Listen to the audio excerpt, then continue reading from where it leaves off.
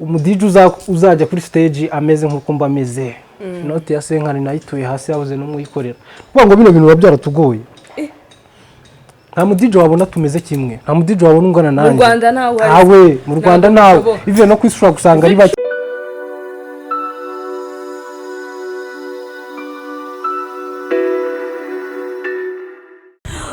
What's up Legacy TV viewers, muri kumwe nanjye Albina Sydney aka Mama Vibes. Ndabizi ko mwankumbuye nanjye nari mbakumbuye cyane amabizo menshi. Iyo si yo gahunda y'uyu munsi because it's all about the legacy, it's all about abantu benshi bakora ibikorwa bigiye bitandukanye byiza cyane binavugwa hano muri Kigali KGL Rwanda plus 250 ku bantu bari hanze ndabaramukije cyane nimba mukumbuye KGL muze mudusure angaha duherereye ni Kibagabaga ahantu heza cyane aho turi kumwe na Mr. Sunday DJ Drizzy Randa, bila makosa, bila LL, number 1 in the building, umuhungu wambara imyenda mike kandi akaberwa, ubwo mike ni jyatana yambara by the way. No musi ariko sinzi uko byifashe mu nkurikire tujye kureba. What do you do DJ Drizzy? Sunday fu antuka? Ongera ugarure. Yo la mi people. Aka kantu wambaye se. Ebana aka kantu urabona to ubu ubutunzi bwose umuntu aba yambaye tu ni Sandef bila makosa bila elele ubutunzi bwose umuntu aba yambaye ariko ni na Sandef ewana so ibona se ariko duhere kuri ako kantu DJ Drizzy ibi bituza bivahe aya maboka vahe iyi look ivahe ibi bintu utabikoreye ntago wabibona ntibikunda ibintu bisaba umwanya bila makosa tukani afurahisha nari ngukumbuye ewana hari haciyeho iminsi ariko buriya ariko ntago ari myinshi niko bimeze tumaze iminsi turi mu rugo. Nice headsets ahubwo waruje ndi kumva indirimbo zana noveho gato ngiye kumvishaho gato ariko nawe uzumvishaho bwa mbere vugisha ukuri ni indirimbo zande by the way no kuvuga ngo izi ni indirimbo ziri kuri Fatology na album ya Fatakumavuta ugiye gusohoka ejo bundi Fatakumavuta dusigaye tubona hano hose Fatakumavuta ahubwo wiyumva cyane abanyarwanda utaza kugenda ndabizi abantu b'ikige mushobora kugenda mukagira ishyamba nta kudohoka samwise muyisohora mbere iyi ni indirimbo iro mfitanye na Gaga niyo narindi kumva ngo numva ukuntu imeze tu Gaga bad bitch Gaguzi bad bitch impossible This is up by the way to Gaga ndamukunda cyane turi kuri Gaga nimeruka Gaga ariko adakorana na Fata bimeze gute ndababwiye ko badakorana se none si ibyo ni ibiki Fatology nago ibyo bintu byose ni ibintu biri kudutera urujijo ni gute ukuvuga ngo hari ikintu mutazi mwebwe ukuvuga ngo Gaga ari muri Fatakumavuta baracyarikumwe barakorana kuko amasezerano ntiyaseshwe ntago contract igeze irangira ari muri management still yego That's something we didn't know. Iki ni ikintu abantu benshi batari bazi. Ubwo no kuvuga ngo nawe nkuko mperuka makuru wari uri muri management ya Fata. Fata DJ, ngugende muri Fata DJ. Habamo Fata DJ, harimo Fata DJ. Hakamo n'indi management y'abahanzi tu. Ikwayo. Coming to that aba DJ ni gute Fatakumavuta ya kumanaginga. Reka nimbivuge ngo banyumve nabi cyangwa ukundi kuntu ariko hari ikintu ngiye maze kubona yaba ari ngiri mu itangazamakuru no hirya no hino abantu bakunze kuvuga ko Fata ni beef gusa. Number 1 ngo ngaho ngo sinzi ngabo atishura ngo ngahabo yafungiranye ngo ngaba afite ibikorwa ngo mbese ibintu bihora biri negative. Wowe nk'umuntu uri muri management ye uranavuze uti twakoranye igikorwa kiri bunasohoke vuba cya Fatology ni album album ujye gusura ubwo no kuvuga ngo ndibaza ni gute mubanye bishoboka bite se bundi biranashoboka ahubwo sinzi wenda buri muntu wese afite uko abona umuntu ariko niba hari umuntu mwiza nigeze mbona ni Fatakumavuta tu no muryango we Fatakumavuta mama Fata n'abana ewana respect bara n'abantu banje pe vugisha ukuri Fatakumavuta ni n'umuntu wanje noneho wa wundi tu udasibye kuvuga ngo turakorana turi mu bindi byo gukorana ariko n'umuntu wanje tu mumaranye nk'imyaka ingahe Drizzy nimba atari bana Fatakumavuta tumaranye dutangiye gukorana tumaranye like nka 3 years ariko mu bintu bijyanye no ko tuba twaramenyanye imbere hashize igihe kinini nka kuri kuntu mubona asohotse hanze cyangwa se ari gukora ibikorwa bye abantu comments inyinshi usanga ziri negative ubibona gute nk'umuntu urumva ni nkaho aba akubumbikiye nimba ari manager ubwo ni nk'aba akubumbikiye muri ibyo bikorwa byanyu aze nkusubiza uyu muzigo nawuguza amafaranga menshi reka ngushyira utaza kunshika ukagwa nkaho duhaye zaho mwaturemeye muzigo urahenze reka mbe ngushyize aha ngaha bila ni sandefo uyu muzigo urahenze bya danje. So si ikintu warumbwiye ngo ni gute like bishoboka bite nk'umuntu ukubumbikiye ubona afite uko avuga runaka uko avuga reka nkwereke Albina nawe uravugwa kandi amagambo uvugwaho ni menshi, hari ayo ukunda, hari ayo wanga, hari abakuvuga bagukunze, aravuga bakwanga tu. Ni ukuvuga ngo burya ijambo ribi rimenyekana rigera kure cyane kuruta ijambo ryiza tu. That's why rero mubona ari amagambo nyine mabi ariyo muhita mubona kuruta uko mwakumva ibikorwa bye byiza tu. Ni ukuvuga ngo uramuvuga bakamuvuga ariko ibikorwa bye birahari nabyo birivugira. Tuvuze ku bikorwa rero hahita hazamo abantu bagenda bareba ubwo turi kuri side yawe nk'umuntu uri muri Fata DJ. Hari aba DJs benshi bari kuvugwa hano mu gihugu cyane cyane wenda duhere ku bakobwa kuko mu bavugwa cyane harimo nka DJ Brianne. Ndamuzi. Yego umubona gute kuri akuntu nabonye hari agatotsi niko tubyita mu Kinyarwanda kiza kiziguye. DJ Brianne ni umuntu ndamuzi, ari DJ mugenzi wanjye. Ariko ntabwo twarezwe kimwe abantu. Wowe nande DJ Breezy ninde? Abantu bose kuko ntabwo narezwe kimwe nawe, ntabwo narezwe kimwe na Miguel uri gufata ino video. Nyine dufite ukuntu twarezwe twese tu. Ndabyumva. Kuba umuntu yavuga ati akavuga ari amagambo cyangwa se agatukana kuriya. Ntabwo bikuraho yuko ari umukobwa. Icyo kintu ndakivuza ariko gishyira mu bwenge. Buriya hari ikiremwa kitabaho imyaka myinshi ku isi. Urakizi se? Iki? Urushishi tu. Urushishi? Okay. Okay. We move. Coming to that. Hari ikintu cyiza cyintera amatsiko. Nta namwe murakorana ngo kubitane nawe kuri set kurumva muri aba DJs kandi mwese mukorana hajya. Ntabwo byabura kera ibintu kimeze neza twarakuze. Muri you know? Turavugana n'umujama wanjye ntaribi. Abizi kuvuye muri management ya Fata. Narabizi ko ndimo kuko twamenyanye n'ubundi ndimo. Kandi nta kibazo tu. Buri umwe aca undi agaca. Bibaye ngombwa sakaza ngo mukorane watumbwira uti bila makosa bila elera no kwitumura mubwira ati kuzama hano bisaba kuburi sandefo bisaba kuburi ari nta makosa tu impossible. Ariko buriya tubavugana na Fata naga ninge twavugana kuko ngeyo nanjye ndimwe mu biri product ya Fata. Hanyuma uvuze ngo product za Fata abantu benshi bakunze kuvuga ko like hari nkuko nakuzitira cyangwa se yabona ko uri talent ikomeye akahita gufatira na we talent yayo kuba DJ. Wabonye hari aho yavuye muri iyo myaka 3 mumaranye kabifite hano igeze ubibona gute? Fata ntago yanzitiye. Ntago yanzitiye kubera ko ukuntu dukorana ntago sinzi ko nabyita. Hari ukuntu umuntu bamukorana ariko ameze nk'umuvandimwe wawe. Ku buryo ukora just ushaka gukora ibintu nyine ukora ibintu wowe byona byaguteza imbere. Ndabyumva. Ku buryo naza nkakubwira ati iki kintu kimeze gutya ngira inama ahubwo wowe. Ni ukuvuga ngo ni n'umujyanama. N'umujyanama wanjye tu. Respect ari ibintu byinshi ajya ambwira kandi bikarya bigakora. Nawe siranseko.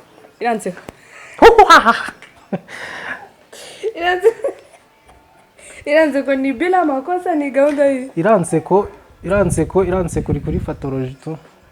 Iranseko buriya nayo ni copyright. Iranseko buriya ubiyeshuka yigana ikaza n'abafite uburenganzira bwo kukurega. Nago bizoba. Iranseko isetse nabi ntago burya kwica igihangano cy'umuntu ni bibi. Abafite copyright reserved. Of course. You know this sealed and stamped. None se kuri iki kintu cyo kuba DJ uri mu ba DJs kuri stage yose bakubonyeho nanjye ndi mu bantu babihamya nanjye bumva ifite copyright. Ntago ujya wambara imyenda nukunda imyenda ntabwo sinzi nimba company zigukorera imyenda utazishima cyangwa zikora imyenda mu Rwanda no hanze yaho bila makosa. Ibi bintu reka mbivuge negetseho tu nakizeho tu. Ibi ni mumwe mu bintu bihenze tu nabyo umuntu aba yaraguze. Albina Sydney urane umupira wambaye ushobora kugera kwetura n'umuntu wambaye tu. Sibyo? Ndabyumva. Ko urwa ntago rukora umupira umwe. Right? Ni ukuvuga ngo hari ikintu nigeze gukora before kiraho amafaranga runaka ndavuga ati umudije uzajya kuri stage ameze nkuko mba ameze. Note ya senkani nayituye hasi yabuze no muyikorera. Kuvuga ngo bino bintu babyaratugoye. nta mu DJ wabona tumeze kimwe, nta mu DJ wabona ungana nanjye. Mu Rwanda nawe awe mu Rwanda nawe ive no kwishura gusanga ari bake. Nta mu DJ n'umwe wakoze umubiri uhari mu Rwanda. Aba DJ ntubazi inshuti zawe? Ndabazi. Ngambwira nko mu DJ byibura twenda kuyingayingana. Katureba ubyibushye gutyo nzimo. Ntago ari ukubyibuha, bavuga gukora siporo, gukora tize, kujya gym ugakora. Nese ubundi reka kubyibuha se ni ibicura byiwa ntanda nta kibuno. Akuna noma ni kuno se warumeze na mbere hose. Cyangwa ibi ni ibintu bije vuba. Ntago ari ibintu bije vuba tu. Buriya sport ifata umwanya. Sport ifata igihe, sport ntago ari ibintu bitabiza ko kanya. Bifata igihe ukabikora. Accessoire ariko warazikoze tu. Ni pack hose, ni 10 packs ntabwo ari 8. Ababizi bajya bareba Flash TV bajya babibona tu. Bajya babibona. Urashitse kumva ko nawe ndi mu DJ umeze. Nawe muzamunyereke azaze igaragaze. Ubwo nzaba Mr w'aba DJ ejo bundi. Kuko bagiye gutora Mr w'aba DJ kuko ninjye uzaba Mr w'aba DJ. Bagiye kumutora se vuba aha. Bazabatora. Ubwo ni Mr what? Mr DJ. Mr Kuna Noma. By the way, coming to that, aya mazina yawe ufite nibura ageze muri 5. Hari bila makosa. Bila makosa bivuga iki? Donc hari nyakanyakubwire yose nitwa DJ Drizzy, Mr Kuna Noma, bila makosa, bila yeler, Mr Sunday 4. Ayo na amazina yanjye. Ndabura ndatanu kugira ngo yuzure 10. Okay, ubwo nabo baragenda bayashyira. Mu bantu bazi ubwenge cyangwa bazi Igiswahili bakamenyana n'iringana n'igifaransa. Aya mazina bazi icyo asobanuye kuko aya mazina asa nkavuze kimwe yose. Ubwo nje nk'umuntu uvuze igifaransa Sunday nzi ko ni umuntu udafite inenge. Udafite ereri, udafite akantu kagatotsi no. Bila yeler. Nkuvuze Sunday bila yeler. Nubwo ntago byumva. Ndabyumva. Bila makosa. Makosa uzi cyari cyo. Bila makosa uzi cyari. Ubwo ngo nta mafuti. Mr Kuna Noma. Nta mafuti ugira DJ Drizzy. Amafuti yanjye nuko tuntera abantu ishyari ryo kuntu meze tu. Niyo mafuti yanjye. Ubatera ishyari mu buhe buryo kuno usa gusa inyuma kuno wambaye n'ikifungo kubona umuntu yashyizeho du 6 pack agakora agatuza. No kuvanga abana bose ubafite mu biganza. Abana se le bebe. Kucyumva ko ari abana se. Kuki se batabona you don't have a girlfriend? Ibyo bintu byihorere. Kuki ari girlfriend? Kuki ari girlfriend? Nuvango ntukunda. Kuki se ataba boyfriend? Bila makosa. Ibintu muri kuvuga no kuvange mfite umukunzi tu. Ntago ari na precisem ihari ibyo bintu tubyihorere we ndabivuga. Na precisem ihari. Kuki se wumva ko ari umukobwa cyangwa ari iki? Nuvango ubu hagize utezamo se uri muri utari Sunday 4 muri ubwo buryo kuko urumva ubu ngubu noneho ufunguye imiryango. Ukuyeho no kuvuga ngo reka nkwereke. Ibyo bintu tubyihorere by'abakunze tu. Urakunda ariko bila makosa arakunda cyane ntabwo. Bila yeler arakunda. Agakundwa kaza. Ntago basaza. Oya ndi umwe mu bantu bakunzwe abantu babiri barabizi. Barabizi. Hari abana bigeze ubona bakurwanira ukabona habaye ibintu by'ama fight, you know, in different ways ko ndabizi. Oya iki cyana wakerebuka kirengagiza ariko utanakirwaniye. Cyana cyakoze umubiri shaje. Byarangoye. By the way hari rumors nagiye numva ati bila makosa nta nubwo ari umuntu wajya aranga cange imiziki mu buryo bugiye butandukanye ni n'umuntu wakora n'indi mirimo igitandukanye. Numvishe ngo you are a chief. You can cook. Can you cook? Kimwe mu bintu nkunda cyambere nkunda guteka kurusha ibindi bintu byose uzi nkunda. Kugishukuri. Guteka ni ibintu abadukurikiranye bareba hano ibintu byo guteka ushaka ko mutekera I'm the one. Nduvanga umuntu ashaka kodaringa akakubwira ati kuri IG cyangwa handi hano yagusanga ku mbuga nkoranyambaga ati DJ Drizzy uzaza unkorere iyi plan runaka. Waruzi umuntu se metre wanjye tu nkora ibyo bintu byose. Ni umuntu witwa papa wanjye tu. Papa kubyara? Bamwita metre vital. Muri uru Rwanda nta muntu umurusha guteka. Ntabwo bishoboka. Metre vital. Arateka ni usinya amakontra kuri za magini uzamamariza. Amazing. By the way bila makosa that's something interesting. Ibintu byo guteka mbikura kwa papa. Ubundi ibintu byo guteka n'umuziki tubiva kuri papa wanjye.